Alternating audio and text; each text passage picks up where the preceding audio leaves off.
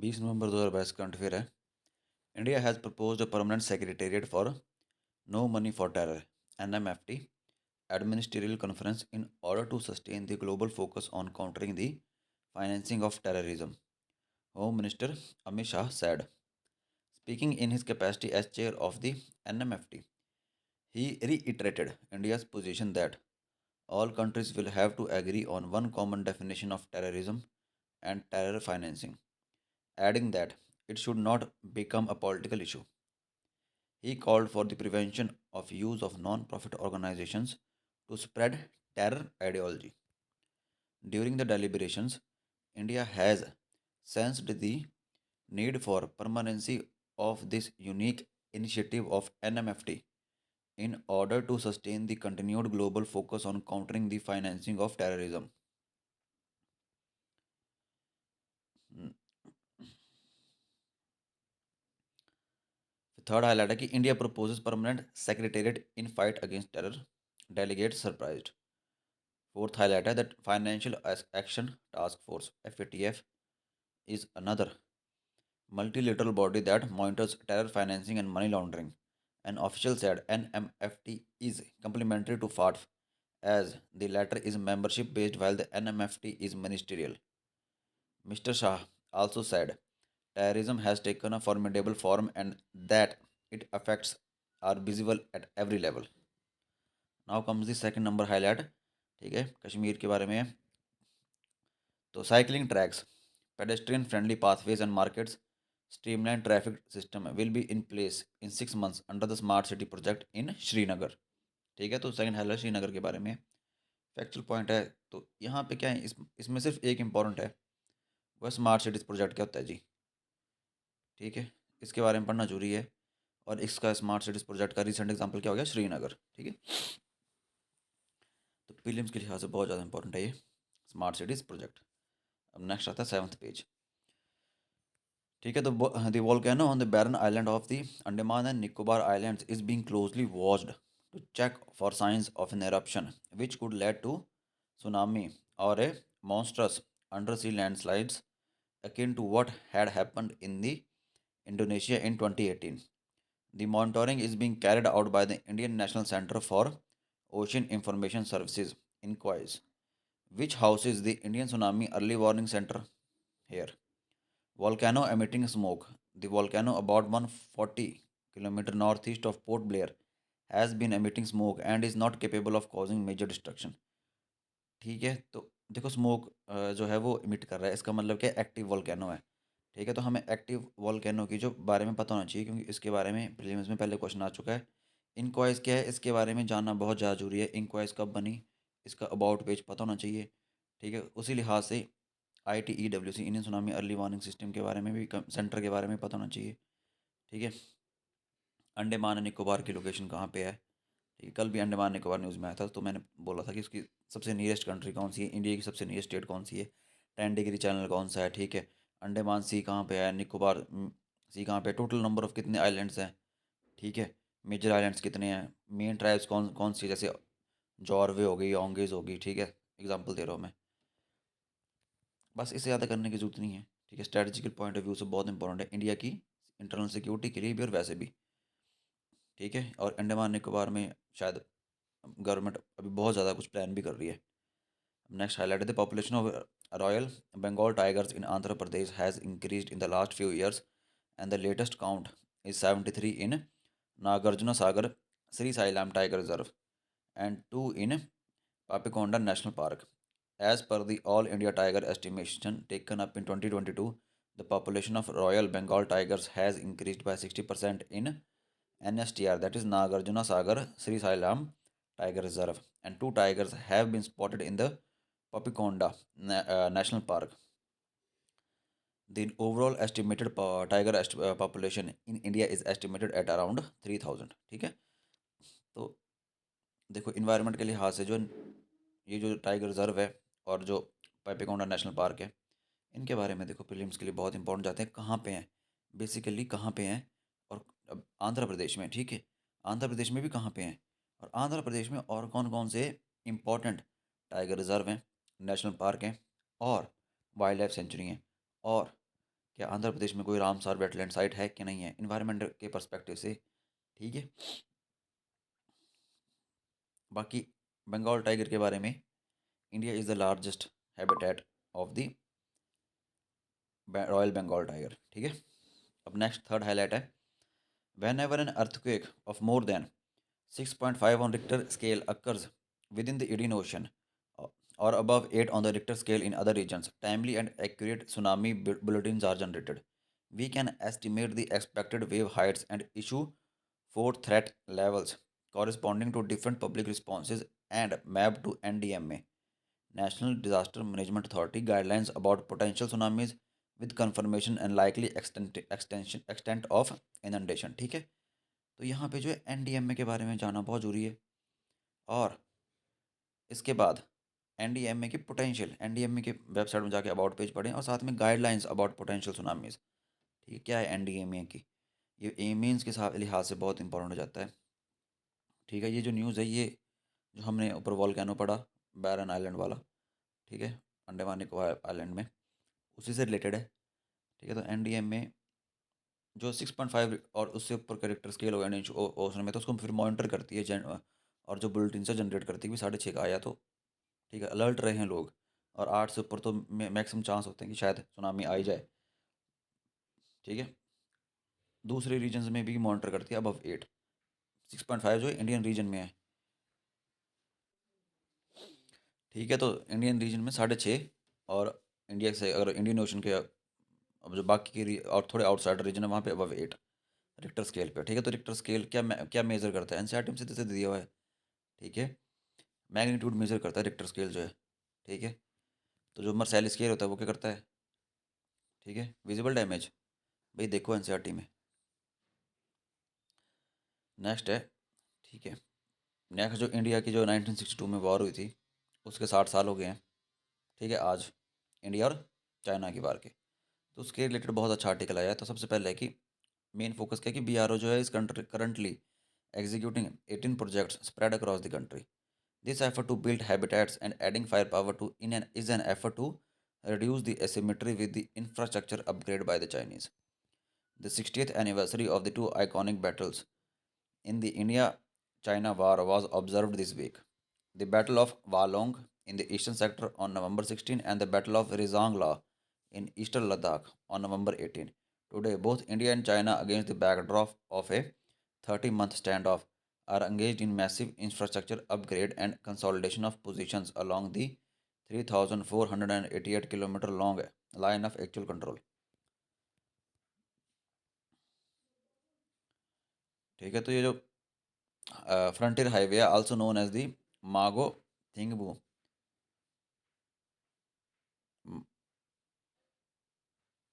Vijayanagar border highway is planned to be constructed at the cost of rupees 40,000 crore, which follows the McMahon line, in order to provide interconnectivity between three horizontal national highways: Frontier Highways, Trans Arunachal Highway, and East West Industrial Corridor Highway. Six vertical and diagonal national highways corridors of a total length of 2,178 km are planned to be built, which will also provide faster access to border areas.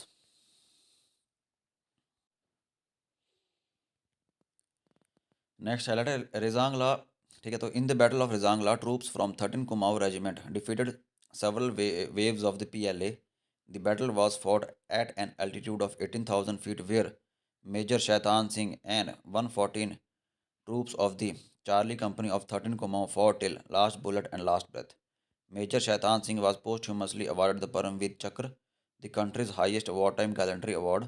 Last November, Defense Minister Rajnath Singh inaugurated the revamped War Memorial at Zangla.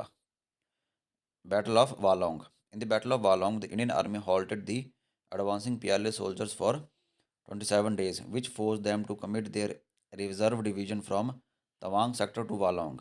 Vastly outnumbered and with little ammunition and no resources, Indian soldiers fought to the last man, a defense official said. It was only here that for over 2 weeks India launched repeated attacks against Chinese to retake our position. It was only here that battles were fought at heights ranging from 3,000 to 14,000 feet without acclimatization. To mark the 60th anniversary, the Army's Eastern Command organized a month-long celebration starting October 17. ठीक है, तो next news है कि the Pratham gets Indira Gandhi prize for its work in education. ठीक है, तो प्रथम के बारे में पता होना चाहिए, एनजीओ है। ठीक है, ये बेसिकली एजुकेशन सेक्टर में काम करता है। ठीक है, अब नेक्स्ट न्यूज़ है कि drop in the PM Kisan payout in 3 years, the number of beneficiaries of the scheme came down from 11.84 crore to 3.87 crore since the first instalment in February 2019 till the 11th instalment in May June 2022 show agriculture ministry data. Centre says families have so far received more than 2 lakh crore rupaye under the scheme. ठीक है, तो PM किसान के बारे में पता होना चाहिए हमें, जो है पीएम किसान न्यूज़ में आई है, इसके बारे में पता होना चाहिए जी। ठीक है, नेक्स्ट है। ठीक है, नेक्स्ट ये जो है ये थोड़ा साइंस एंड टेक्नोलॉजी वाले पेज आ जाते हैं। तो इसमें आता है कि after statins the next leading class of medications for managing cholesterol are PCSK9 inhibitors, the researcher says. These highly effective agents help the body pull excess cholesterol from the blood, but unlike statins, which are available as oral agents, PCSK9 inhibitors can only be administered as shots, creating barriers to their use. Scientists have identified an orally administered drug which they found lowers cholesterol in animal models by 70% that contains PCSK9. LDL receptors, that is low density lipoprotein receptors, PCSK9 in the bloodstream controls the number of LDL receptors by making them for degradation. Therefore, agents that inhibit PCSK9 increase the number of LDL receptors that remove cholesterol. Nitric oxide can prevent heart attacks by dilating blood vessels, the researcher said. Nitric oxide is very important. In the new study, researchers show that the nitric oxide can also target the and inhibit PCSK9, thus lowering cholesterol. They identified a small molecule drug that functions to increase nitric oxide inactivation of PCSK9. PCSK9 not only targets LDL receptors for degradation, it mediates the degradation of MHC1 on lymphocytes, which is used for recognition of cancer cells.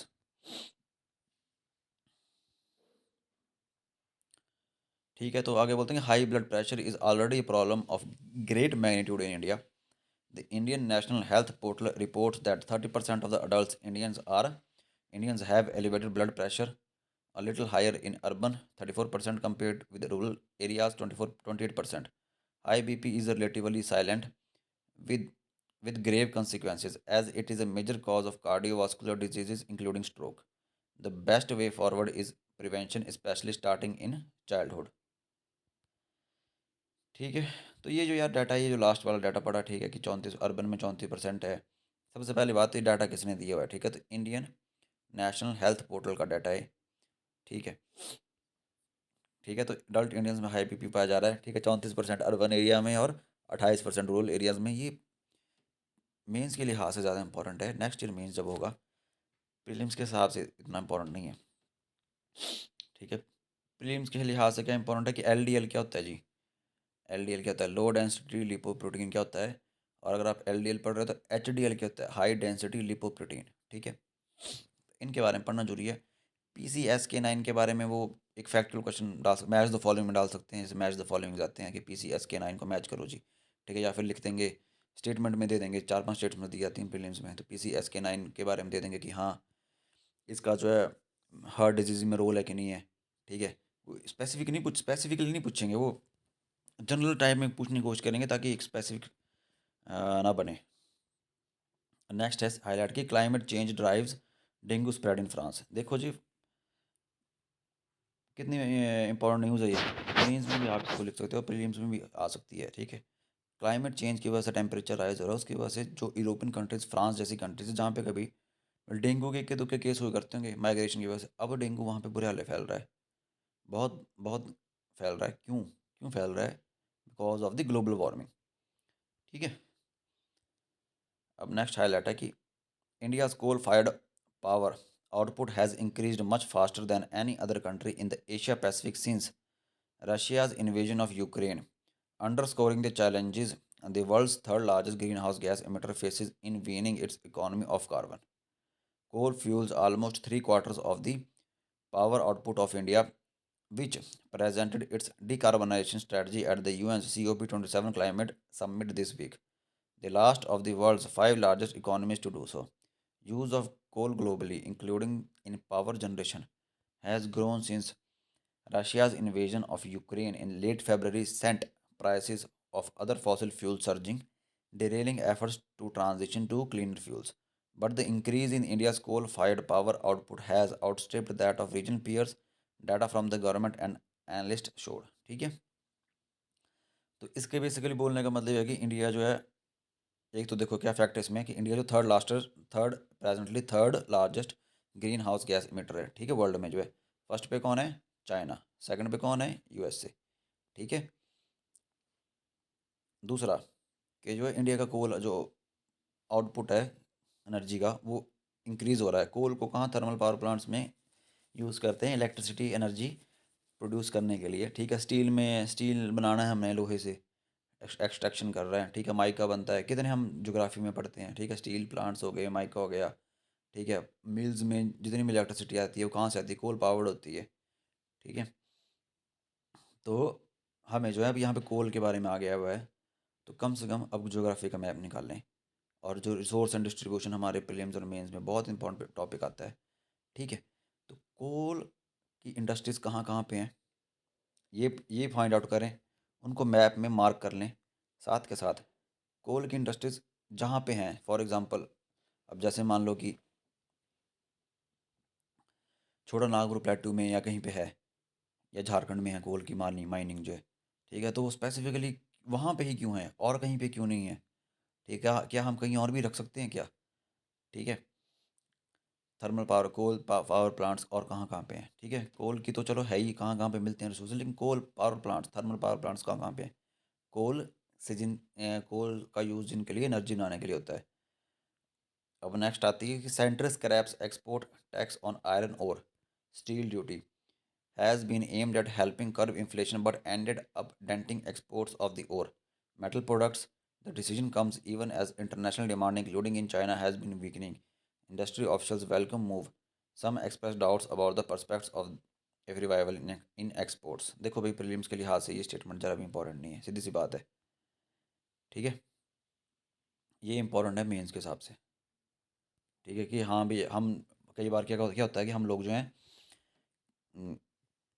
Duties लगाते हैं, export tax लगाते हैं किसी और चीज़ के लिए, लेकिन उसका जो है इफ़ेक्ट जो होता है वो हमने नहीं सोचा था, उसका इफ़ेक्ट कुछ और जाता है। ठीक है, जैसे यहाँ पे हुआ। ठीक है, यहाँ पे क्यों डाला था कि ताकि aimed at helping curve inflation, ताकि महंगाई को कम किया जा सके, लेकिन it ended up denting exports of the year. ठीक है, तो सेंटर ने जो है एक्सपोर्ट टैक्स लगा दिया कि यहाँ पे जो है इंडिया में जो है आयरन और पे एक्सपोर्ट टैक्स लगा दिया, ताकि इंडिया में जो है लोकली आयरन जो है और ज़्यादा मात्रा में उपलब्ध हो, ताकि महंगाई जो आयरन को लेकर के जो रेट बढ़ रहे हैं वो उस अनुपात में ना बढ़े या स्टैटिक रहें। ठीक है, लेकिन इसका नेगेटिव इफेक्ट क्या हुआ कि जो इंडिया की जो एक्सपोर्ट्स थे आयरन ओर के वो कम हो गए। ठीक है, तो कई बार अनइंटेंडेड, मतलब हम लोग चाह के भी ना चाहते हुए हमें ये स्टेप्स लेने पड़ते हैं, लेकिन कई बार इनके जो हम चाहते हैं वो रिजल्ट्स नहीं मिल पाते। तो ये बहुत बड़ा एग्जाम्पल है जो कि मेंस में पुट किया जा सकता है। आज के लिए इतना ही, थैंक यू।